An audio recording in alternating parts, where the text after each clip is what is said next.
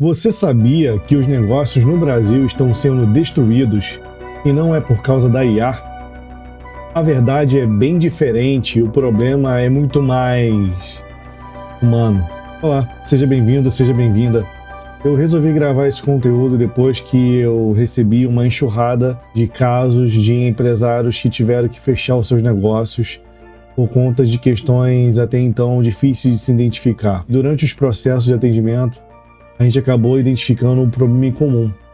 A verdade é que muitos empresários acreditam que o problema é a inteligência artificial, que ela pode causar destruição de várias empresas e que isso vem aumentando a concorrência, já que as coisas têm ficado mais fáceis de serem feitas, tem sido cada vez menos necessário a contratação de mão de obra menos qualificada, como assistente, auxiliares, estagiários, assim por diante. Antes de continuarmos, me coloca aqui nos comentários o que realmente você acha que está acontecendo.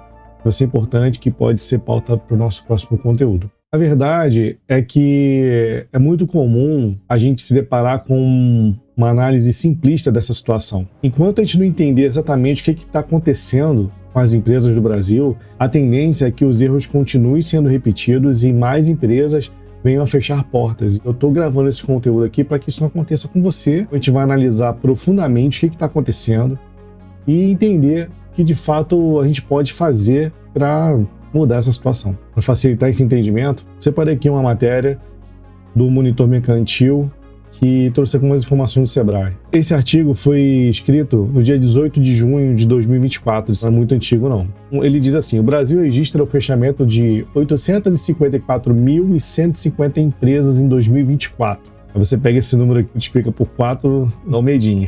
De acordo com o Sebrae, 50% das empresas fecham nos primeiros 5 anos de existência. E segundo os dados do Mapa de Empresas do Governo Federal, em 2023, 2.153.840 empresas fecharam suas portas ao longo do ano, um aumento de 25,7% em comparação ao ano anterior. É um quarto de aumento, né? Isso é realmente assustador. Sendo bem direto, o que mais me chamou a atenção foram os últimos 4 casos que eu peguei aqui de consultoria. Eram 4 casos de fechamento de empresas.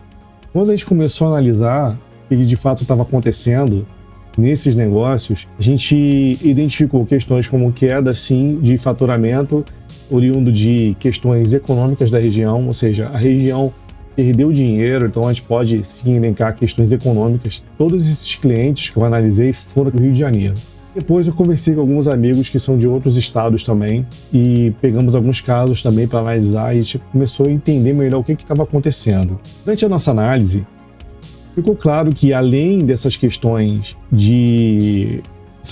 econômicas, tinha também 2 principais fatores. O primeiro, emocional. A gente precisa levar em conta que a pandemia ainda não acabou. Apesar de nós estarmos em 2024, a pandemia ter ocorrido entre 2020 e 2022, nós ainda estamos pagando a conta. Então é claro que nós temos aqui um impacto econômico na região. Não só no Rio de Janeiro, mas também em todo o Brasil. Se você estiver passando por isso também na sua região e não é no Rio de Janeiro, comenta aqui embaixo, a gente vai entender melhor o que está acontecendo. Nós temos muitos empresários que perderam entes queridos, outros continuaram e os que seguiram o ciclo do negócio foram sofrendo perdas em outras áreas de relacionamentos.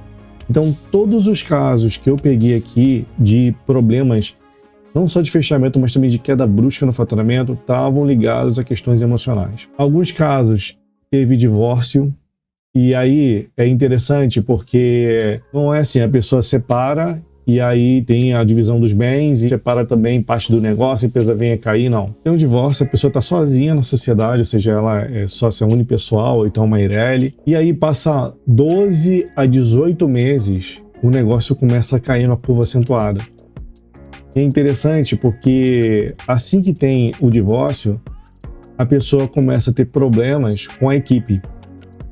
Aí você pode falar, então a pessoa chega e começa a descarregar a raiva na equipe.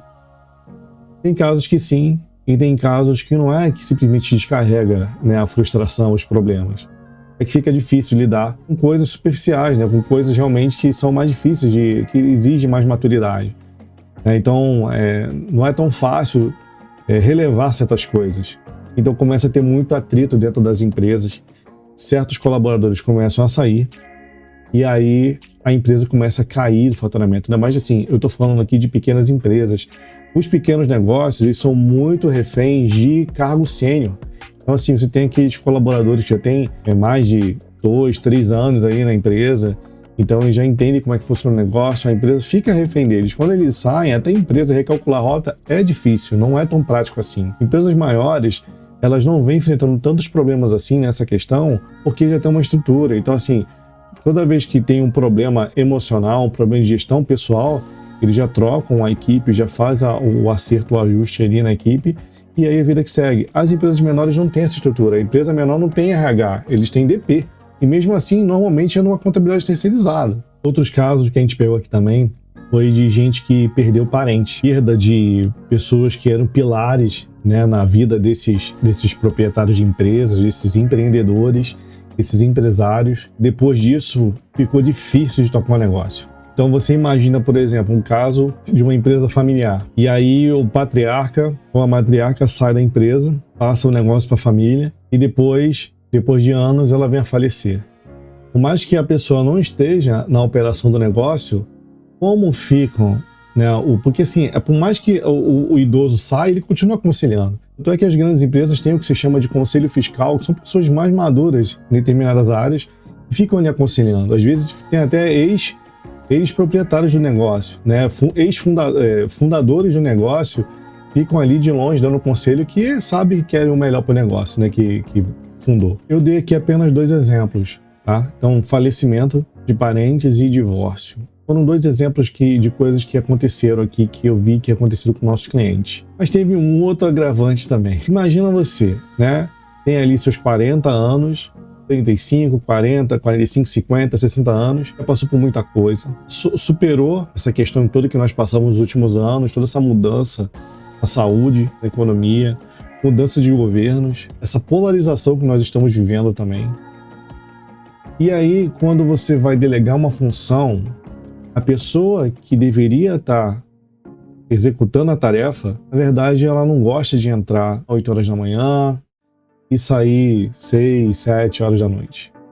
Ela não quer ficar o tempo todo refém da sua empresa. Gerações que estão entrando agora no mercado, eles ocupam a base da pirâmide produtiva do nosso país, não só do país, no mundo inteiro.